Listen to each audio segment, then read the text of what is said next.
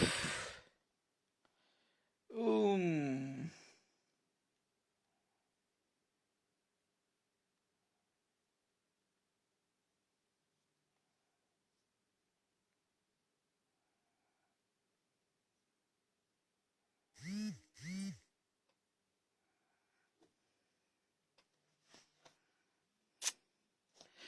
नमस्कार प्रणाम आप सबके भाई अखिलेश कश्यप, कैसन बानी जा आप सब।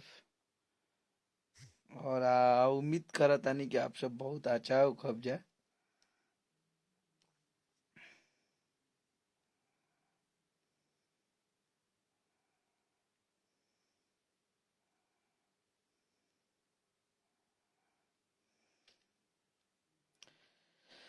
सबसे पहले सबके अभिनंदन बा अपना लाइफ में, आप सबके भाई अखिलेश कश्यप। और हम देखा तानी आज तो पूरे दिन हम दूसरा काम में व्यस्त रहनी, हम तो नेट उट खुल ही ना रहनी, बड़ी काम खुले रहनी है। देखा तानी कि दो कौड़ी के जवना के कोनो हम अपना लाइव में पहले ही कहतनी कि तोहनी के नाम ना ले, ये से कि तुम जो चाह रहे हो कि तुमको तो सब कुछ पता है कि हम लोगों का फॉलोअर्स ज्यादा है, हम लोग को बहुत लोग सुनते हैं, तो ये नाम लेंगे और इसी बहाने हम हिट होंगे। तो मैं अखिलेश कश्यप हूँ बेटा, मैं तुम्हारा नाम नहीं लूंगा, मैं तुम्हारा नाम नहीं लूंगा, इसलिए कि मैं जानता हूं तुम फ्री का जो क्या करते हो भोजपुरी में, तुम्हारा योगदान क्या है। हैं? पूरे लोगों को एक सारे लोग मिलके खेसारी लाल यादव टारगेट हुआ है। खेसारी लाल यादव ही माने अब वो ट्रेंडिंग में चलता है, तब एक काम कर कि यूट्यूब ले कौन से कांटेक्ट कर लो और ओकरा बाद कह दे कि सुनिए मैं ये यादव बोल रहा हूँ, आप खेसारी लाल यादव को ट्रेंडिंग में मत लाइए। मुझे दुखता है यहाँ पे। अरे बेवकूफ, जो इंसान ने इतना सबके लिए किया, ये तो बहुत अच्छी चीज है ना। खेसारी भैया ने हमारे देश के वीर जवान अमरजीत जी, स्वर्गीय अमरजीत जी के बच्चों को उन्होंने गोद लिया। ठीक है, जो भी है उन लोगों का पूरा खर्च, वो बच्चे, मैं कल लाइव देखा तुम्हारा, बच्चे लोग बोल रहे हैं कि सब कुछ करते हैं लेकिन एक महीना से पेमेंट स्कूल का नहीं गया है। तो उस पे तुम मुद्दा बना रहे हो कि खेसारी लाल यादव ख्याल नहीं रखते हैं। 2 साल से सोए थे क्या तुम? कहाँ थे तुम लोग? हैं? जो इंसान इतना करता है उसका हौसला अफजाई करने के बजाय तुम लोग बेवकूफ चूतिए इंसान, तुम लोग उसको नीचा दिखाते हो और बोलते हो कि भोजपुरी को बहुत आगे ले जाना है। तो खेसारी लाल यादव भोजपुरी को जातिवाद में बांट दिए हैं, तो खेसारी कभी मिलोगे उस इंसान में जिसकी तुम तुलना कर रहे हो? उससे बेहतर हमारे लिए कोई नहीं हो सकता है। तो सबसे बड़ा चीज बा कि तनी राजनीति कम कर, और राजनीति से ज्यादा जौन तू दिमाग लगा रहल बड़ा ना, वो दिमाग के हमार शुरुए ले स्ट्रगल पीरियड ले हम विवादे में रहल बनी। तो तू का हमनी के बतैबा कि का ई तू करत तड़ा? जो भी हो, तो प्लीज ये सब मत करो कि किसी इंसान ने अच्छा कदम उठाया है तो उसका सहयोग करो, ना कि उसका पैर खींचो। और अगर रही बात तुम्हारे कहने और ना कहने से कि,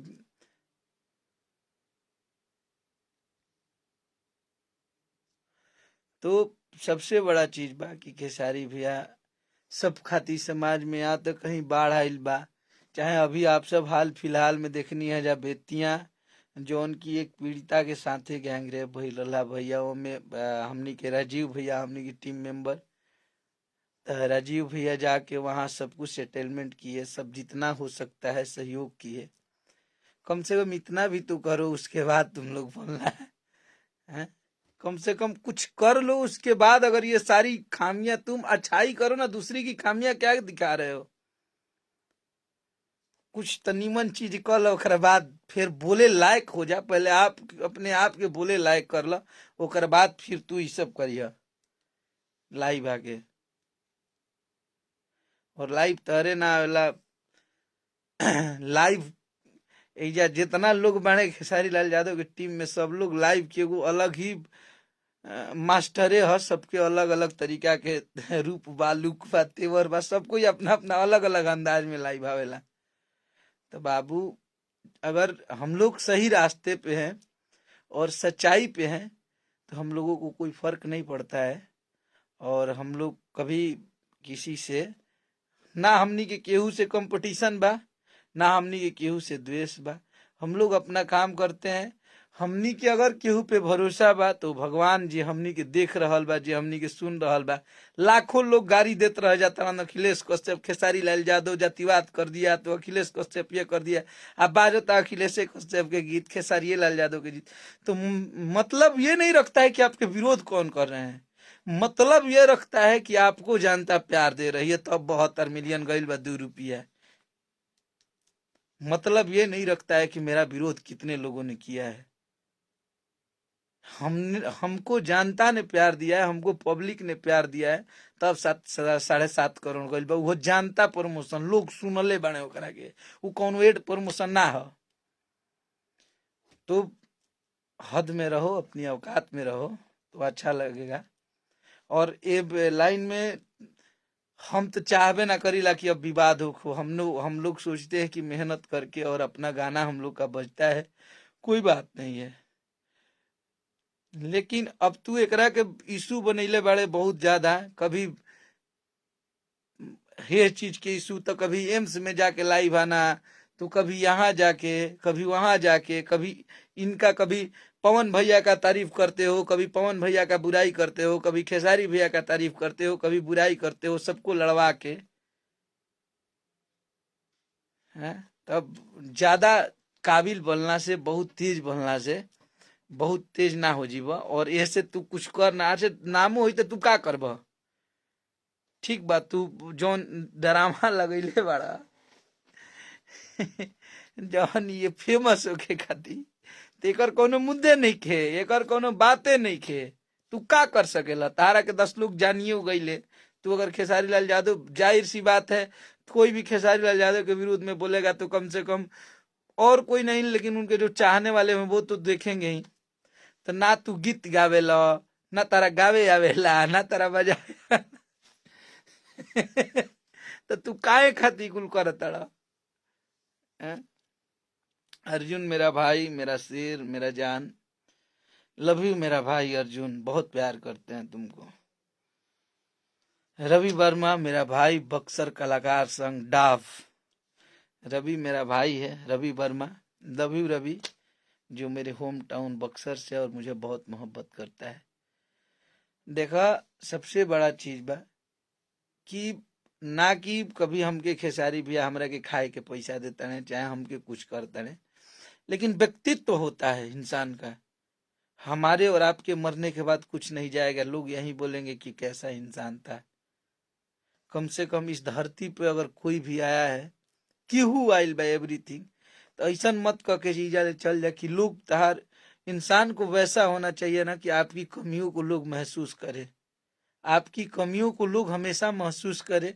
उसको लगना चाहिए ना कि अरे यार, ये मेरे लाइफ में वो बंदा था तो कुछ बात थी, वो बंदा इस दुनिया में था तो कुछ बात थी।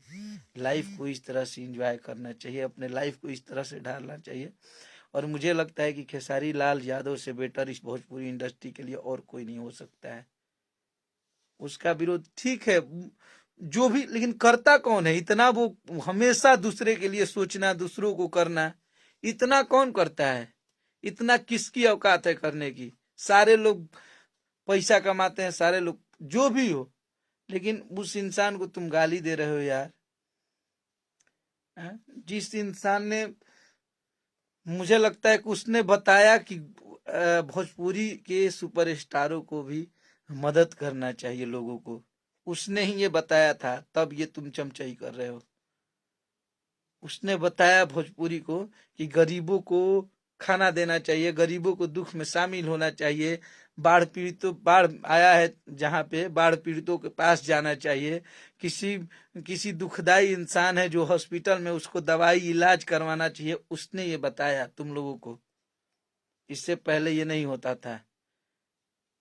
तुम उसका क्या विरोध करोगे? जिसके साथ महादेव साक्षात माँ विंध्यवासिनी का हाथ हो, उसका तुम्हारे जैसे लोग विरोध करके कुछ नहीं कर पाएंगे, तो तुम विरोध करके क्या करोगे? तुम्हारी कुछ औकात नहीं है। तब कभी भी इंसान के अपन इंसानियत ना मारे के चाहिए, इंसान के अपन इंसानियत जिंदा रखे के चाहिए। सबसे बड़ा योगदान जिंदगी के सबसे बड़ा ये है। और ये सब अच्छा चीज नहीं खे लागत। मैं अच्छा, आप एक बात बताओ, कोई भी इंसान हो, मैं देखता हूँ जितने लोग खेसारी भैया के साथ रहते हैं, सब लोग इतना क्यों सपोर्ट करते हैं? कुछ तो उसमें खासियत होगी ना, इसीलिए कोई सपोर्ट करता होगा, ऐसे तो कोई नहीं कर सकता है। तो वो सब बातें हैं। तो थोड़ा सा लेवल में रह, औकात में रह, अपन काम कर। बहुत ज्यादा लाइव भइला से बहुत तेज ना कहा जी केहू। और बहुत बड़ा राजीव भैया लिख रहे हैं, जिसके साथ आप जैसे भाई हैं उनका क्या? अरे राजीव भैया, आप हैं, आप लोग हैं तो हम लोग हैं, आपके छोटे छोटे हम लोग भाई हैं। और रउरा सब के सिखावला रास्ता पे हमनी के चली ले जा हमेशा। ये हमारे राजीव भैया जो कि अभी जिला परिषद का चुनाव भी लड़ रहे हैं मझवलिया से। और हमारे टीम के राजीव भैया सबसे स्ट्रॉन्ग व्यक्ति हैं। तो राजीव भैया का बहुत प्यार मिलता है इस भाई को। राजीव भैया हमारे टीम के बहुत ही दिलदार इंसान है और बहुत ही बहादुर इंसान है। हमेशा कुछ करने की हम लोगों में बातें होते रहती है कि ऐसे करेंगे। तो प्लीज आप लोग ये सब बात पे ध्यान नहीं देवे के। भोजपुरी में जितना भी हो सकता हमनी के हमेशा, आप लोग लॉकडाउन में ही देख लीजिएगा, इधर बक्सर आरा में हम लोगों ने, खेसारी भैया ने इतना पैसे रुपए आदि शक्ति कंपनी ने दिया, हम लोगों ने सबको योगदान किया, घर घर जाके दिए थे। उसके बाद उधर गोपालगंज, छपरा, सिवान, बेतिया, मोतिहारी, हर जगह खेसारी भैया खेसारी फाउंडेशन से राहत सामग्री दिया गया था। तो उन सब सारी चीजों को आप भूल जाते हैं, आप इग्नोर कर देते हैं। ये अच्छा चीज नहीं है। किसी को भी दुख होता है, कोई भी इंसान है, और ये पत्थर नहीं है किसी का। इतना करने के बाद अगर किसी का इस तरह से आप बेइज्जत करेंगे, इस तरह से किसी पे आरोप लगाएंगे, तो बहुत दुखता है। क्योंकि सब लोग एक इंसान है। क्यों ना वो बहुत बड़े सुपरस्टार हैं, लेकिन उनका भी दिल है, उनको भी दुख होता होगा, उनको भी दर्द होता होगा। ये सब इन सब चीजों पे भाई राजनीति नहीं करना चाहिए। मेरा मानना यही है। बहुत तकलीफ होती है। जो कर रहा है ना, एक तो वो बहुत ज्यादा करते हैं, जो कर रहा है उसका तुम पैर खींच रहे हो। आज कोनो गाना वाना के हम प्रमोशन खातिर नहीं खी आई, लेकिन बहुत तकलीफ लागल है। अभी होली के थोड़ा सा गाना वाना लिख के आदमी थोड़ा सा घर परिवार के सब काम देखत रहा हन, तो अस्त व्यस्त रहनी है।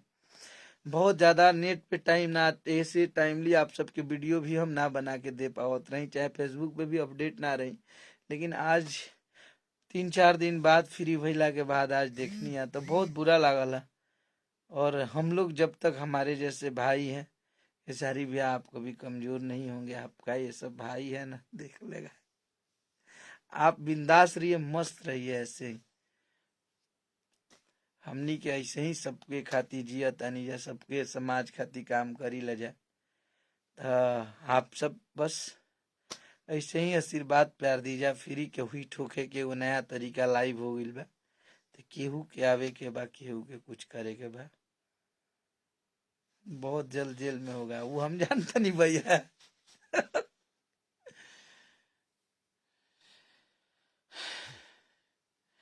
बाबू, मेरे भाई प्रेम कुमार यादव खेसारी भैया हम सब के लिए भगवान है। भाई, इंसान कभी भगवान नहीं हो सकता है, लेकिन आपके नज़र में अगर वो इंसान भगवान का दर्जा पाया है तो बहुत बड़ी चीज़ है, बहुत बड़ी चीज़ है।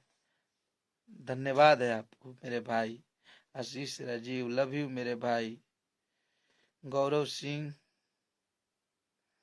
आशीष राजीव, सबके लव यू मेरे भाई। आप सबों ने बस, आप सब इतना मोहब्बत करीला जाना कि विरोधी के ही तरफ फाटल रहेला, डिस्टर्ब रहेलन सा, तो कोनो बात नहीं के। आप सब भाई खींच तबर में न करी, माने 1.5-2 महीना से खेसारी लाल यादव ट्रेंडिंग में रहेंगे तो दुखेगा ही भाई। बिना मतलब के 1 महीना में 72-74 मिलियन व्यूज हो गई तो खींच ना भरी बतावा। तो कोई बात नहीं है, थोड़ा सा जला है, फड़फड़ा रहा है, राजनीति कर रहा है, सब कोई दिक्कत नहीं है। लव यू मेरे भाई। आज कोनो गीत गौने के बात ना, आप सबके प्यार मोहब्बत खाती आई रहनी है लाइव।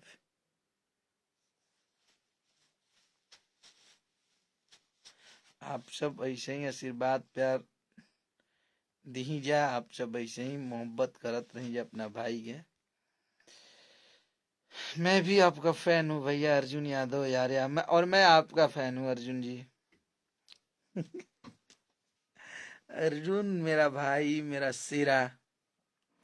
आप सब यही तरी प्यार आशीर्वाद देते रही जाओ, और आप सबके एगो गुड न्यूज लाइव के माध्यम से देता नहीं कि सब कोई 1 2 3 ना आपकी फिर 5 बहुत बड़ा बड़ा लोग गीत। अभी खेसारी भैया के 5 गाना के लोकगीत जौना में 2 गाना हमनी के गा चुकल बनी जा अर्जुन, तारा पता बा। सैड सॉन्ग और बहुत बड़ा बड़ा लोकगीत डांसिंग गाना। और हमार छोट भाई, हमार बक्सर के आन बान शान, जेकरा के बहुत प्यार करेला, हृदय से मानीला, अरविंद अकेला कल्लू जी, उनका भी 3 लोकगीत फाइनल है। आप लोग को होली के नेक्स्ट डे से ये सब करना में देखने को मिलेंगे। हमारे भाई अंकुश राजा, और हम लाइव के माध्यम से अपना छोट भाई अंकुश और राजा के बधाई देतनी कि भाई के गाना 100 मिलियन कुंवारे में गंगा नहिले बनी गईल बा। तो बहुत बहुत बधाई अंकुश राजा भाई आप लोग को, कि आप लोग ऐसे ही भोजपुरी के लिए कुछ करते रहिए और बड़ा बड़ा रिकॉर्ड बनाते रहिए। गुंजन भैया सैड सॉन्ग स्टार, उनका भी के भी बहुत बड़ा बड़ा सैड सॉन्ग लेके आ रहल बनी। समर भैया के भी बहुत बढ़िया बढ़िया चैता और लोकगीत लेके आवत तनी। तब आप सब, बस आप सबका आशीर्वाद प्यार मिलता है, और आप सबका प्यार आशीर्वाद मोहब्बत मिलता है, तो हम सब बस जिंदगी ऐसे ही जीते हैं। आप लोग ऐसे ही आशीर्वाद प्यार देते रहिए। बाकी कौन क्या बोल रहा है उतना नहीं सोचना है। इंदल सिंह हमारे सुपरस्टार, हमारे छोटे भाई पवन राजा यादव के बड़े भाई हैं इंदल भैया, और पवन भाई के भी गाना दिले रहनिया जौन की अभी 1.5-2 लाख व्यूअर्स क्रॉस कैले बा, कल ही गाना छूटल रहे। तो आप सबके बस प्यार मिलत रहेला कि तोरा फुआ के जुआ पौधा के होली खेल दे रे। तो लव यू आप सबको। आप सब ऐसे ही प्यार मोहब्बत आशीर्वाद देते रहिए इस बेटे को, इस भाई को, हमारे टीम को। हम लोग ऐसे ही मेहनत करेंगे, हम लोग मेहनत करते रहेंगे। और खेसारी लाल यादव जैसे इंसान को हमने की इंसान क्यों कुछ ना कर सकेला, क्योंकि उस इंसान पे भगवान का हाथ है, माँ विंध्यवासिनी उनके साक्षात साथ है। क्योंकि एक ऑनेस्ट और एक ईमानदार इंसान को बहुत परीक्षा देना पड़ता है। राजा हरिश्चंद्र जैसन इंसान के, राजा हरिश्चंद्र जैसन आदमी के, इतना सत्य के रास्ता पे चले वाला आदमी के इतना कष्ट भइल रहे। तब फिर दूसरा के बात का कहे के बाद, तो ये तो खेसारी भैया है, तो बहुत बड़ा एकरा में इशू नहीं बनावे के। खेसारी भैया को परेशान लोग कर सकता है, लेकिन पराजित नहीं कर सकता है। जिसके जिसके साथ इतने सारे भाई हैं, जिसके जिसके एक नहीं करोड़ों बाजू बा, जेकर 1 गुना करोड़ हाथ बा, एक खेसारी नहीं 100 खेसारी उसके साथ खड़ा है, तो उनको क्या हो सकता है। हमारे हिट मशीन के हिट मैनेजर जी का आगमन हो गया है, विवेक भैया। भैया के प्रणाम बा। भैया के भी लाइव देखनी है, भैया भी बहुत गुस्सा में रहनी है, ऐसे कि हमने बहुत प्यार करी ले जा भैया के, और बहुत तकलीफ होला अगर उनको कोई, देखिए एक सही रास्ते पे कोई बोलता है तो थोड़ा इंसान सोचता है कि अरे यार चलो इसको हम लोग सोच के जवाब देंगे, लेकिन किसी इंसान को उंगली इस तरह से करना, किसी इंसान को इस तरह से बेइज्जत करना, वो शोभा नहीं देता है, वो अच्छा नहीं लगता है। बिना मुद्दा बिना तुक वाला बात बोलता है सब लोग, तो अच्छा नहीं लगता है। बहुत स्मार्ट लग रहे हैं। अरे भैया थैंक यू। लोकगीत का क्या है हाल? हाँ विवेक भैया, लोकगीत अभी तो आप तो भैया रुआ आपके पता ही बा सब। बहुत तगड़ा तगड़ा भैया के संगे लोकगीत आ रहल बा, और हमके तो लागत है कि सैड सॉन्ग ऐसा गवा दिल बनी कि भैया वो दिन गा के रोए लगल, एकदम आंख से आंसू आ गई। बाबा क्या लिखे हैं, बहुत जबरदस्त गाना है। तो बस आ रहा है सब कुछ, होली बाद विवेक भैया का आदेश होगा, बस हम लोग कहे से कि विवेक भैया से परमिशन लेवे के पड़ेला। टाइम देते हैं, शेड्यूल देते हैं, 4-5 डायरी लिख रखे हैं, 4-5 डायरी में लिखते हैं आज इसका छूटेगा, आज इसका छूटेगा। तो आप सब ऐसे ही प्यार मोहब्बत आशीर्वाद देते रहिए हम लोगों को, हम लोगों की टीम को। और आप सबसे निहोरा बा कि 2 रुपया गाना के जितना जल्दी हो सका था 100 मिलियन पहुंचाई जा, वहीं से आपका खेसारी जीत जाएगा। अगर आप अपने खेसारी से प्यार करते हैं तो जितना जल्दी हो सकता है एक रिकॉर्ड बना के 100 मिलियन पहुंचाइए, वहीं से आपका खेसारी विजयी। हाँ कौन?